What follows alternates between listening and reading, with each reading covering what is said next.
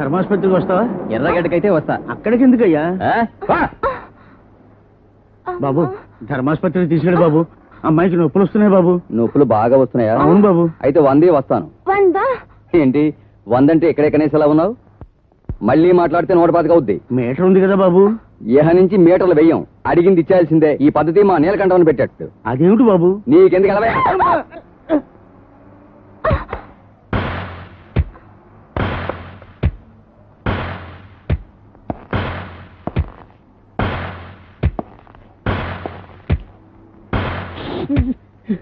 అమ్మా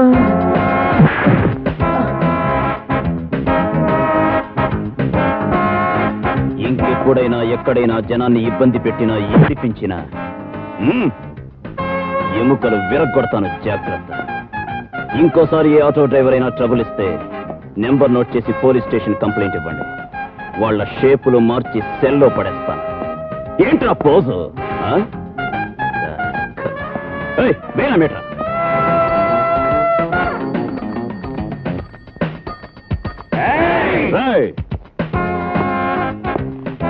ఇదేమన్నా బాల్ అనుకున్నారా? హాస్పిటల్ ఏరి. అందుకనయ్యా పేషెంట్ల బాధ చూడలేక హాస్పిటల్ ముందు అవుతున్నాం. ఏంటి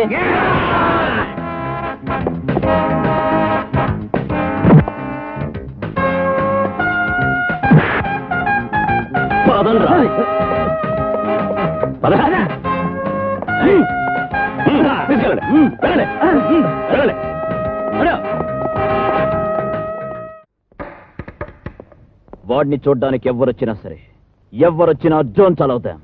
అండర్స్టాండ్?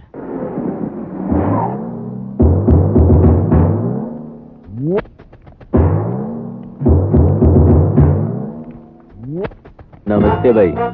నేనెప్పుడు ఎవరికి నమస్తే చేయను, అయినా చేస్తున్నా. నమస్కారం అన్న. ఎప్పుడో దొరికిపోయేవాడు నీకెందుకురా దొంగతనం? నేనే నీలకంఠం. ఈ సిటీ మొత్తానికి ఏ మనిషి మూమెంట్ కి స్పాట్ పెట్టాలన్నా మనం పెట్టాల్సిందే. ఏంది మా ఆటో వాళ్ళందరినీ మీటర్లు ఏమన్నావంట? తల్లి తోడు సరదా పడ్డాను. పబ్లిక్ లో ఎట్లాంటి స్టిక్ మూమెంట్ ఉండాలి. మీరు మాకు వార్నింగ్ ఇవ్వడం, మేము మీకు మామూలు ఇవ్వడం రివాజే. అసలు ఈ చుట్టుపక్కల ఏ కొత్త పోలీస్ ఆఫీసర్ వచ్చినా నన్ను గెలవాల్సిందే. నువ్వు గెలవలేదు, నేను బాధపడను. నేనే మూమెంట్స్ చేసినా, ఏ స్పాట్ పెట్టినా ముందుగా చెప్పేది పోలీస్ వాళ్ళకే. అందుకే సంటి అన్నా,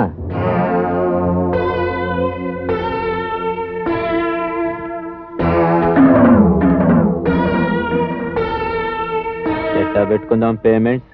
వీక్లీయా, మంత్లీయా? లేదా పండగలకి 50-50 ఇచ్చి December 31st ఏదైనా స్పెషల్ ఇస్తాలే. మనకి పొలిటికల్ మూమెంట్ ఉంది, ప్రమోషన్ ట్రై చేస్తాం. మన స్పాట్ మీదే స్టేట్ పాలిటిక్స్ నడుస్తుంది. మాట్లాడు. పోలీస్ స్టేషన్ అంటే నీ దొంగ సారా బట్టి అనుకున్నావా, లేదు నువ్వు నడిపే బ్రోతల్ హౌస్ అనుకున్నావా?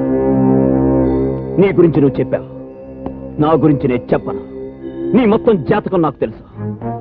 మీ అందరినీ బూసల్లో పెట్టి మీ వెన్ను పూసలు వంచడానికి ఇక్కడికి వచ్చాను. Minded rascal.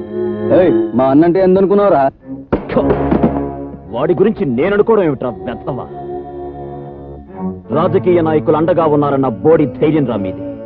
కానీ వాళ్ళని మిమ్మల్ని కూడా కటకటాల వెనక పెట్టగల సిన్సియర్ పోలీస్ ఆఫీసర్ ధైర్యం రా నాది. Get out. ఆలోచించుకో, మంచిగా ఆలోచించుకో. Throw him out. ఏం చేయాలో మాకు తెలుసు. తంటి బండి దీరా, మేం ఆలోచిస్తాం. రేయ్,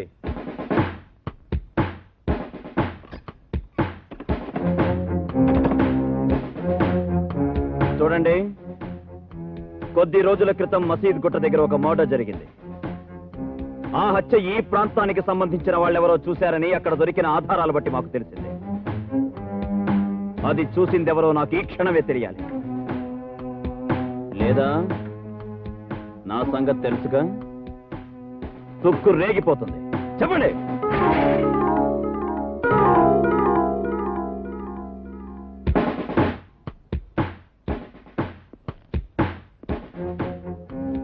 ఏంటలా భయపడుతున్నా?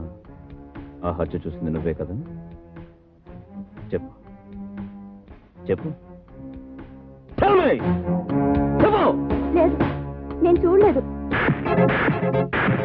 అయ్యో, ఏటండి ఇది? అబ్బసుబ్బ తెలియని వాళ్ళు మెసేజ్ చేసుకుంటున్నారు. ఆడదాన్ని కూడా చూడకుండా. అసలు ఈ అమ్మాయి ఎవరో మా గూడిందే కాదు. ఆ సాగు చూసింది ఈ అమ్మాయి కాదులే. అయితే నువ్వు అది కానిస్టేబుల్ Yes, sir. ఆ అమ్మాయిని స్టేషన్ తీసుకో. Okay sir. మీరు కదా కదా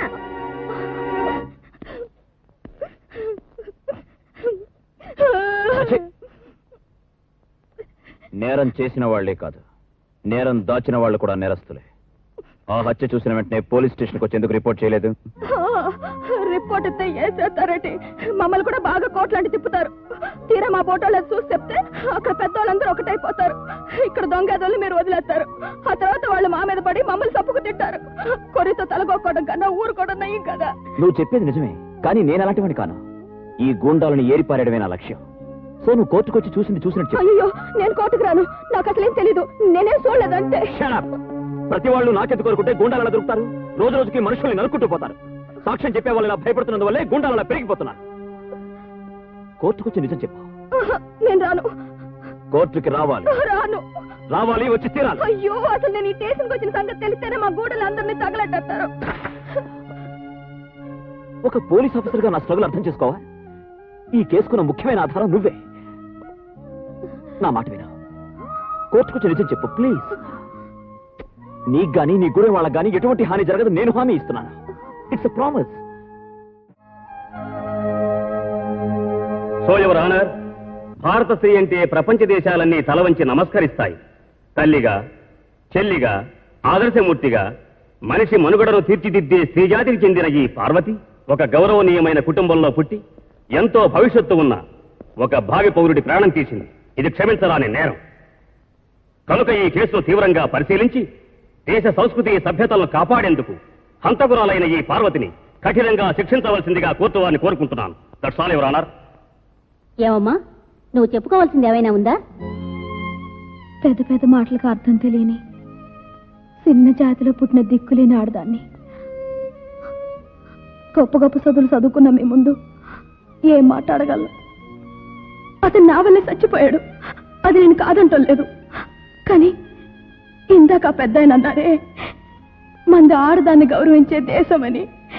ఆ దేశంలో నడివీధిలో నన్ను అల్లరి పెడుతుంటే, తరివి తరివి నన్ను పాడు చేయాలని చూస్తుంటే, నా మానాన్ని కాపాడుకోవడానికి నేను ఈ హత్య చేశానబ్బా.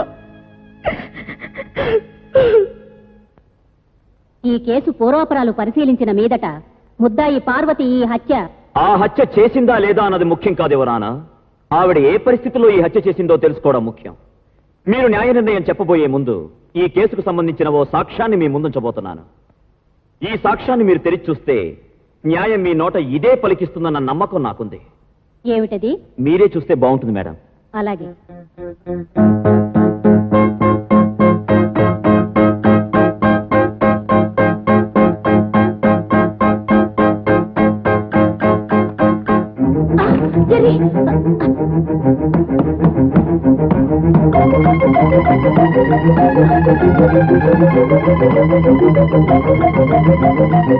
మిస్టర్, ఏమిటి ఆటలు?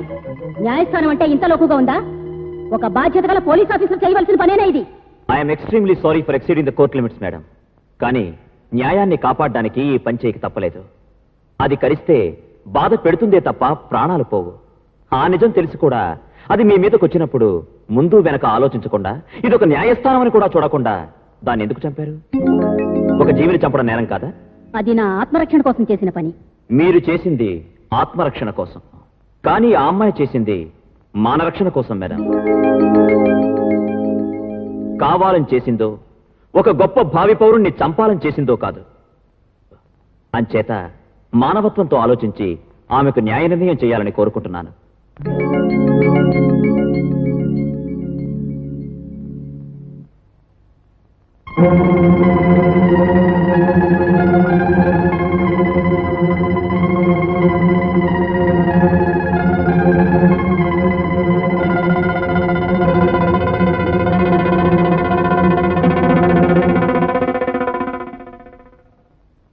ఈ రోజు నేను ఒక ఆదర్శవంతమైన తీర్పు చెప్పబోతున్నాను.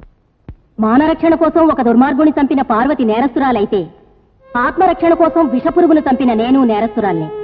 నేను చేసిన పని ఈ సమాజంలో తప్పు కానప్పుడు ఆమె చేసిన హత్య కూడా మానవతా దృష్టిలో నేరం కాదని నా నమ్మకం. భారత స్త్రీ గౌరవాన్ని దృష్టిలో పెట్టుకుని నేను తీసుకున్న నిర్ణయం ఇది. పార్వతిని నిర్దోషిగా నిర్ణయించి విడుదల చేయడమైనది.